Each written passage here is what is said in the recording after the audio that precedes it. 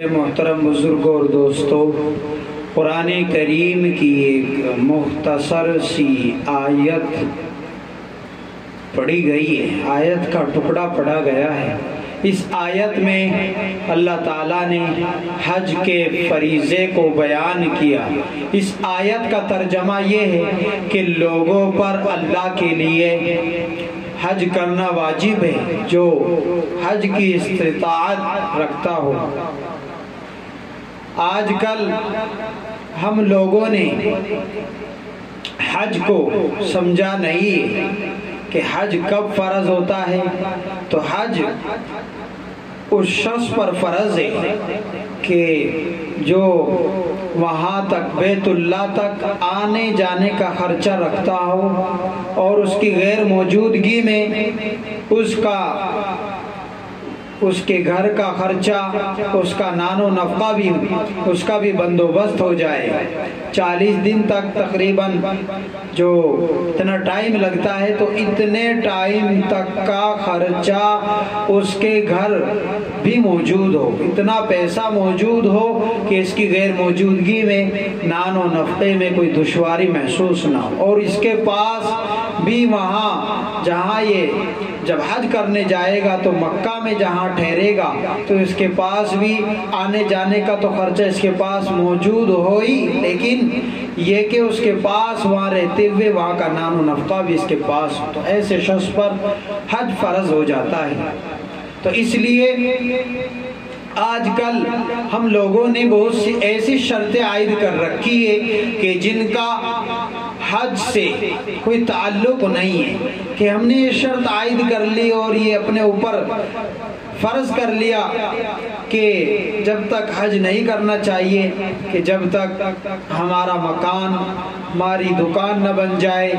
یا یہ کہ ہمارے بیٹے یا بیٹیوں کی شادی نہ ہو جائے،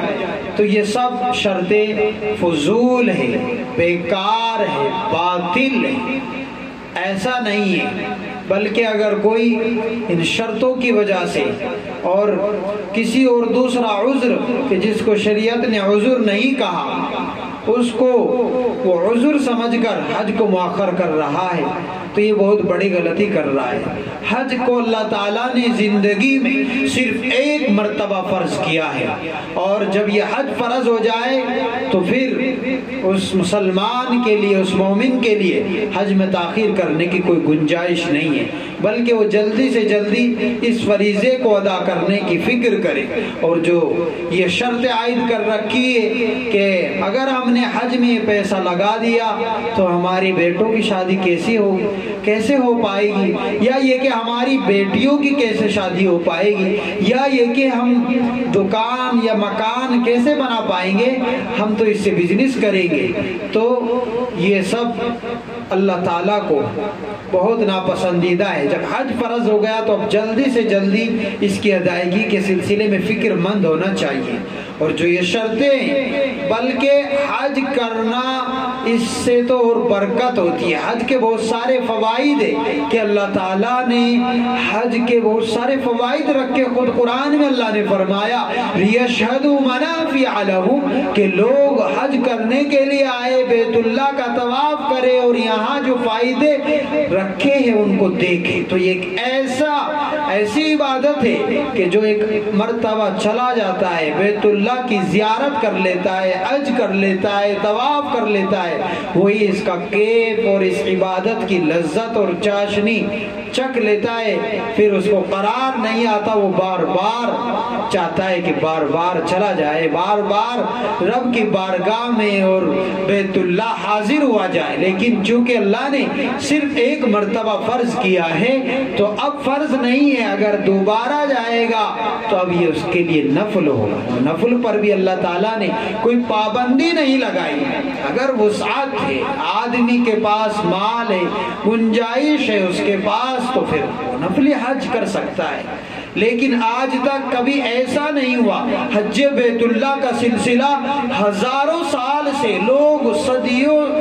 سے اور کتنے سالوں سے حج کرتے آئے ہیں، کبھی بھی ایسا نہیں ہوا کہ حج کرنے کی وجہ سے وہ غریب ہو گیا ہو، وہ مفلس ہو گیا ہو، وہ فقیر ہو گیا ہو، ایسا نہیں ہوا کبھی بھی۔ بلکہ آپ اپنے ارد گرد، اپنے محلے میں اور اپنے جتنے بھی آپ کے جاننے والے ہیں ان میں جتنے بھی حاجی ہیں تو آپ کو ایسا زیادہ نظر آئے گا کہ وہ حاجی ان صاحب وسعت ہے، اور اللہ تعالیٰ نے انہیں مال اور ثروت سے نوازا ہے۔ تو اس لیے کبھی بھی ایسا نہیں ہوا تاریخ میں کہ حج کرنے کی وجہ سے کوئی بھی فقیر ہو گیا ہو، اس کا مال کم ہو گیا ہو۔ اللہ تعالیٰ نے اس میں ایسی برکت رکھی ہے کہ یہ غربت کو، فقیری کو، مفلسی کو مٹاتا ہے۔ تو اس لیے آدمی کبھی بھی یہ نہ سوچے کہ میں فقیر ہو جاؤں گا، میرا پیسہ کم ہو جائے گا، ایسا نہیں ہے۔ بلکہ اگر کوئی حاجی، اگر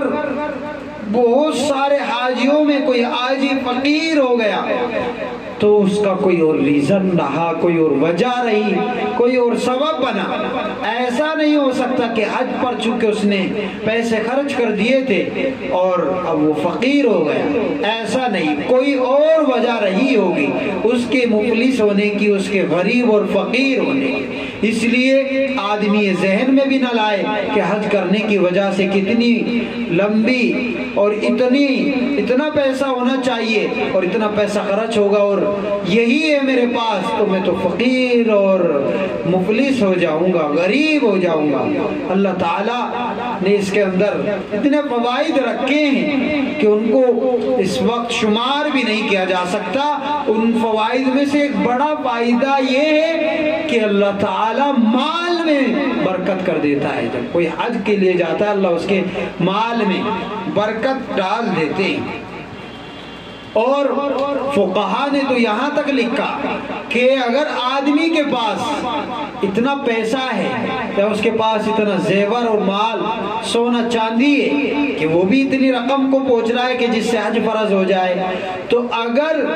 اس کے پاس اتنا پیسہ نہیں ہے کہ جس سے وہ مدینہ چلا جائے، صرف مکہ تک جا سکتا ہے، اور اس بات کا آپ کو بخوبی علم ہو جانا چاہیے اور آپ کو اس کا پتہ ہونا چاہیے کہ حج کے سارے ارکان، سارے فرائض، سارے واجبات وہ سب مکہ میں رہتے ہوئے، جہاں پر بیت اللہ ہے مکہ مکرمہ، وہیں پر رہتے ہوئے حج کے فرائض، حج کے واجبات وہیں پر پورے ہو جاتے ہیں۔ مدینہ جو آدمی جاتا ہے، جو حاجی مدینہ جاتے ہیں تو وہ اس لیے جاتے ہیں، اور ہر مسلمان کی تمنا ہوتی ہے کہ وہ حضور کے روزے پر حاضر ہو اور وہاں در اقدس پر حضور کی بارگاہ میں درود و سلام کا نذرانہ پیش کرے۔ اللہ تعالیٰ ہر مسلمان کو یہ سعادت نصیب فرمائے، آمین۔ لیکن حج کے فرائض میں یہ نہیں ہے، اگر کوئی مکہ گیا اور اس نے حج کیا، حج کے سارے فرائض و واجبات ادا کیے،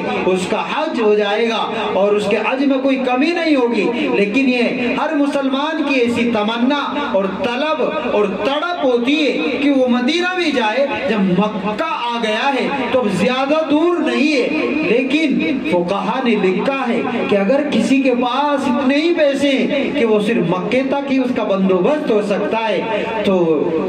فقہا نے کہا کہ اس پر حج فرض ہو گیا۔ وہ الگ بات ہے کہ ہر مسلمان کی طلب اور تڑپ اور تمنا اور لگن ہوتی ہے کہ وہ مدینہ بھی جائے، مسجد نبوی کو دیکھے، وہاں کے در و دیوار کو دیکھے، حضور کے روزے کو دیکھے، وہ سنہری جالیوں کو دیکھے اور وہاں حضور کی بارگاہ میں در اقدس پر درود و سلام محبت کے ساتھ، عقیدت کے ساتھ، عظمت کے ساتھ پیش کرے۔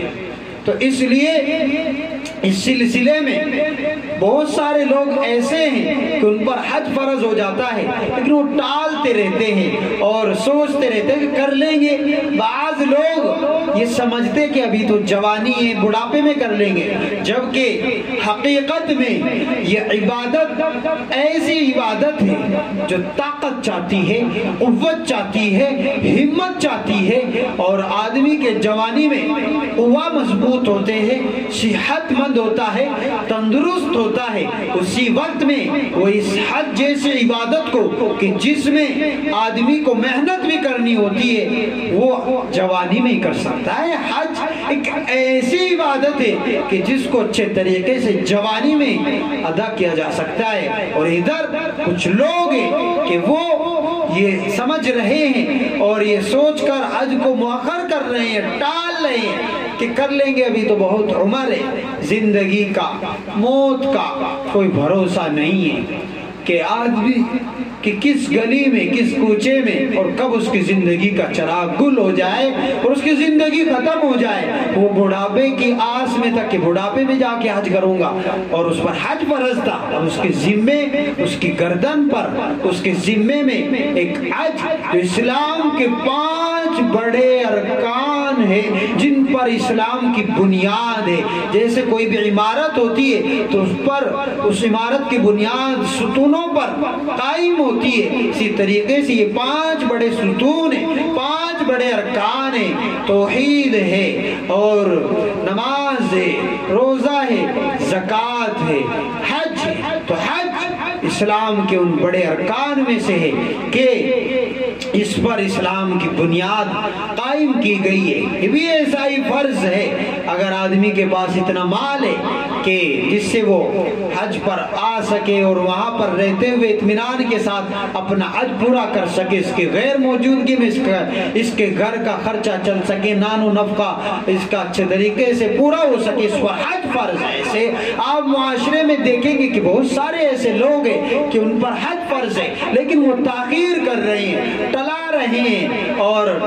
یہ کہ حضور صلی اللہ علیہ وسلم کی ایسے لوگوں کو اس وعید کو بہت اچھے طریقے سے یاد رکھنا چاہیے کہ حضور نے فرمایا کہ جس پر حج فرض ہو گیا اور وہ حج کو نہ جائے تو اللہ تعالیٰ کو کوئی پرواہ نہیں ہے، چاہے وہ یہودی ہو کر مرے، چاہے وہ نصرانی ہو کر مرے، کوئی فکر اور کوئی پرواہ نہیں ہے کہ اس کا خاتمہ کیسا بھی ہو، کہ اس پر حج فرض ہو گیا اور اللہ تعالیٰ نے اس پر یہ ایسا فریضہ اس کے اوپر متعین کیا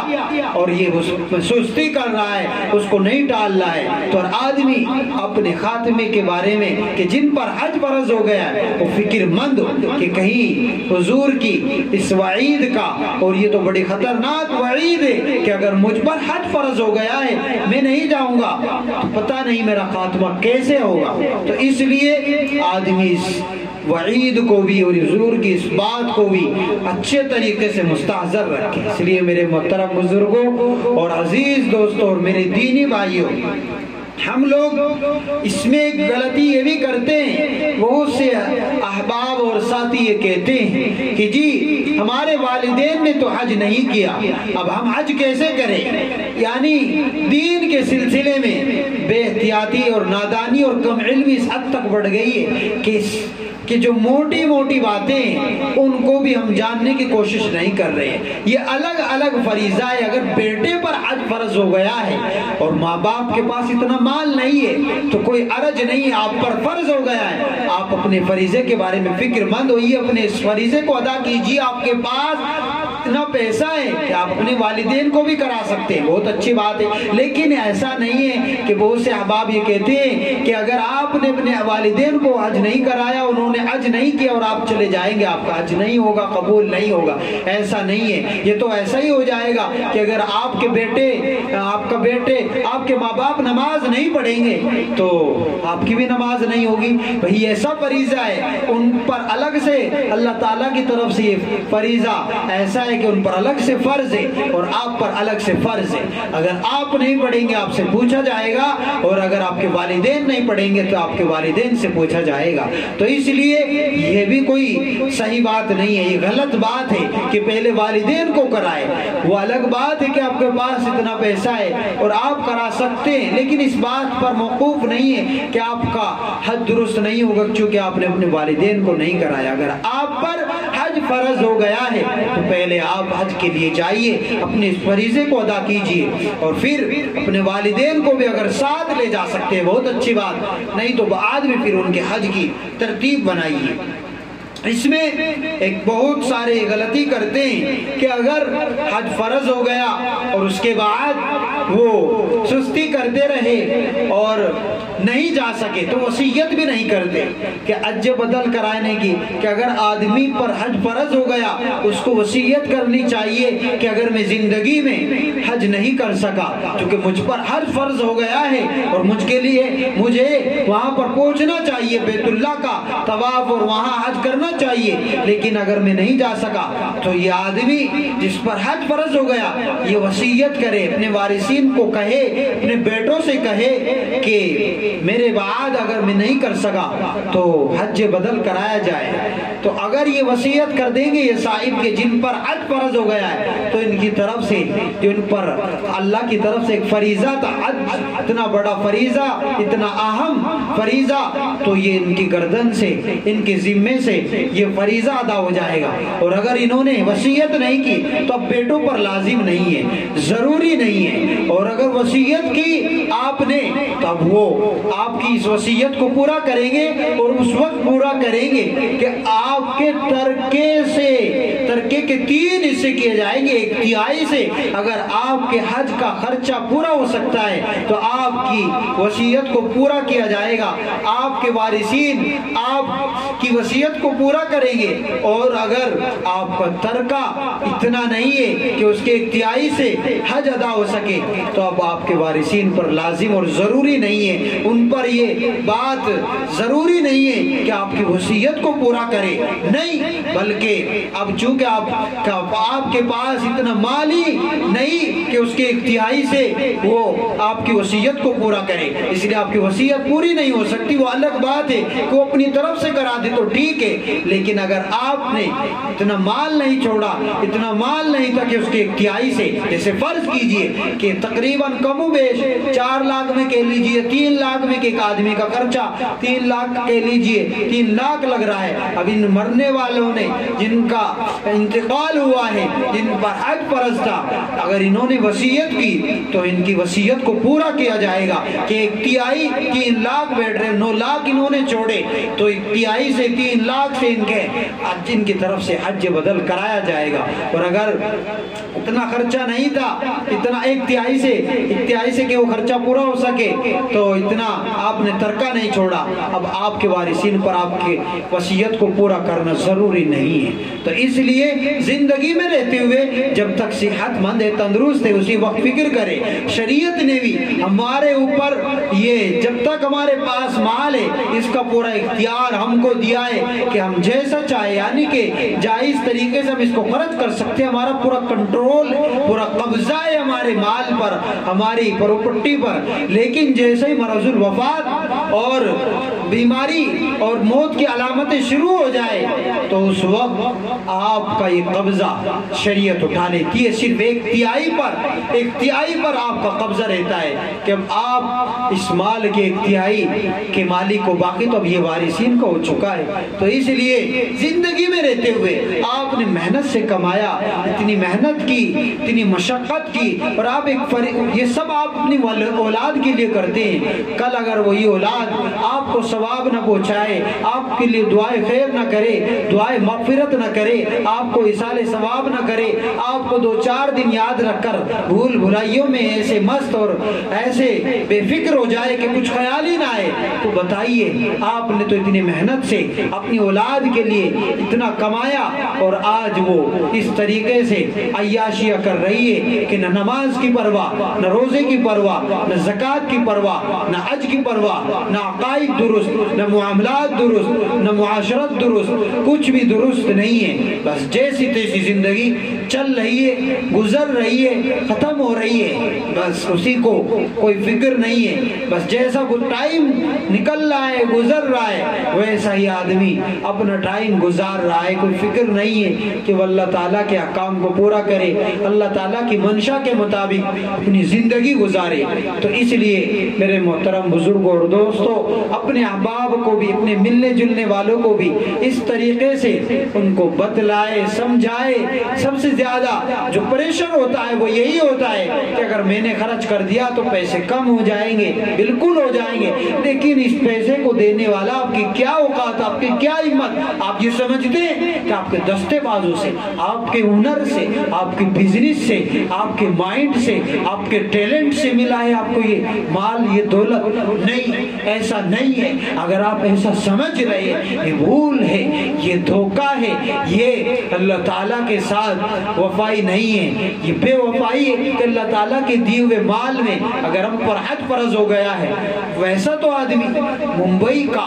دبئی کا، فرانس کا، جاپان کا، امریکہ کا اور پتہ نہیں کہاں کہاں تک اپنے بزنس کی وجہ سے، اپنے دنیاوی تعلقات کی وجہ سے کہاں کہاں تک کا سفر کرتا ہے۔ اس کو یہ توفیق نہیں ہوتی کہ وہ بیت اللہ کا سفر کرے، وہ حج بیت اللہ کرے، وہ حج کرے، جو فرض اس پر ہے اس کو ادا کرے۔ تو اس لیے میرے محترم بزرگ اور دوستو، ہمیں اس سلسلے میں فکر مند ہونے کی ضرورت ہے اور اپنی نیت کو درست کرنے کی ضرورت ہے کہ اللہ تعالی ہم سب کو بھی وہاں پر بلائے، اور اللہ تعالی جو حالات چل رہے ہیں ان حالات سے نمٹنے کا، ان حالات سے، ان مشکلوں سے ہم اگر نکلنا چاہتے ہیں، اس گھٹن سے بچنا چاہتے ہیں، تو اس کا راستہ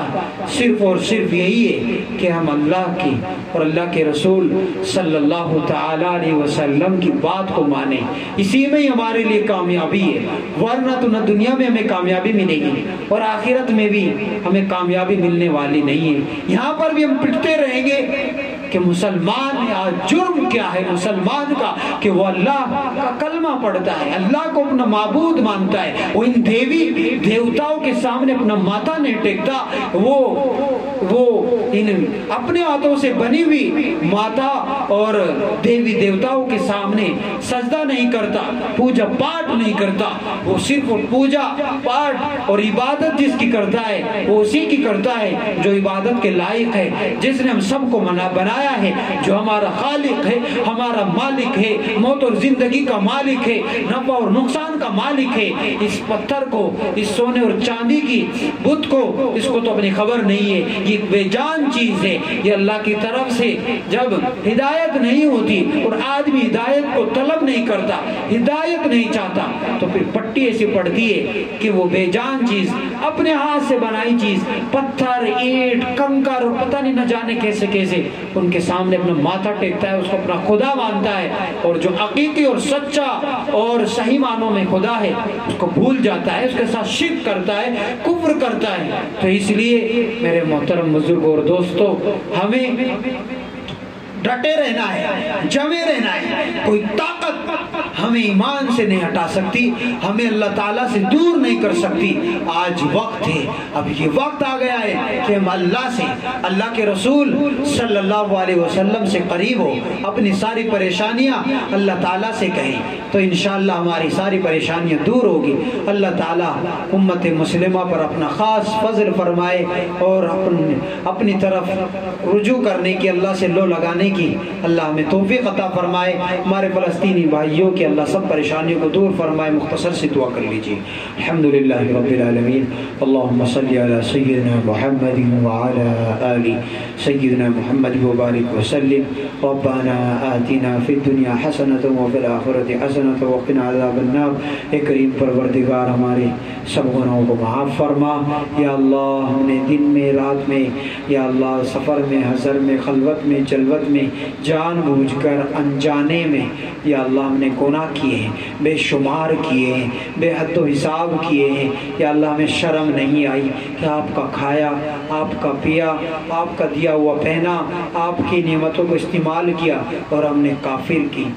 مشرک کی، شیطان کی، طاغوت کی، نفس کی بات مانی، آپ کی بات نہیں مانی۔ یا اللہ ہمیں معاف کر دیجئے، یا اللہ ہمیں سچی توبہ عطا کر دیجئے، یا اللہ ہمیں پکی اور توبہ نصوح عطا فرما دیجئے، یا اللہ قابلیت اور مقبولیت عطا فرما دیجئے، ہماری نیت کو درست فرما دیجئے، یا اللہ ہمیں بھی ہدایت پر جما دیجئے، ہمارے ذریعے لوگوں کو ہدایت عطا کر دیجئے۔ یا اللہ اس وقت فتنوں کا دور ہے، ایمان سے لوگوں کے دل پھر رہے ہیں، قدم بھی پھسل رہے رہے ہیں یا اللہ ہمارے دلوں کو مضبوط کر دیجئے، ایمان پر جما دیجئے، ثابت قدمی عطا فرما دیجئے یا اللہ ہم سب کے گھروں کی حفاظت فرما دیجئے، ہم سب کے ملنے جلنے اور رشتہ داروں کی سب کی حفاظت فرما دیجئے، پوری امت مسلمہ کی، ان کی ایمان کی، ان کے جان و مال کی، عزت و آبرو کی، گھر بار کی، آل اولاد کی یا اللہ سب کی حفاظت فرما دیجئے یا اللہ جو دعاؤں کے طالب ہے،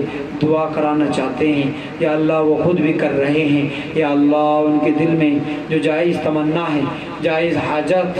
جائز ضرورت ہے، سب کی تمناؤں کو پورا فرما دیجئے یا اللہ میں ان موقعات کی، ان لمحات کی اور اس زندگی کی قدر کرنے کی توفیق عطا فرما دیجئے، ایمان پر خاتمہ عطا کر دیجئے، حج کی میں ہمیں توفیق عطا کر دیجئے، اتنا مال ہمیں دے دیجئے کہ ہم بھی یا اللہ آپ کے گھر پہنچ سکے یا اللہ ہمیں حج کی توفیق عطا فرما دیجئے، عمرے کی توفیق عطا فرما دیجئے، حج مقبول، حج مبرور، مقبول حاضری عطا فرما دیجئے یا اللہ اے کریم آقا ہمارے فلسطینی بھائیوں کی حفاظت فرما دیجئے یا اللہ ہمیں حق پر ڈٹے رہنے کی، حق کا ساتھ دینے والوں کی یا اللہ، اور اے کریم آقا جن کا خاتمہ حق پر ہوگا، ایمان پر ہوگا، ان لوگوں میں شامل فرما دیجئے یا اللہ جو مانگ لے اس کو عطا فرما دیجئے، بہت کچھ مانگنے سے رہ گیا اس کو بھی عطا فرما دیجئے، ربنا تقبل منا انک انت السمیع العلیم وتب علینا انک انت التواب الرحیم وصلی اللہ تعالی علی خیر خلقہ۔ جو بیمار ہیں ان کے لیے دعا کرے اللہ سبھی بیماروں کو شفا عطا فرما دیجئے، روحانی بیمار ہو، جسمانی بیمار ہو، اللہ سب بیماریوں سے ہم سب کی حفاظت فرما دیجئے، جو ہے ان کو ختم فرما دیجئے، اللہ جو مقروض ہے ان کے لیے قرض کی ادائیگی آسان کر دیجئے، ربنا تقبل منا انک انت السمیع العلیم وتب علینا انک انت التواب الرحیم وصلی اللہ تعالی على خیر خلقہ محمد وعلى آلہ واصحابہ اجمعین برحمتک۔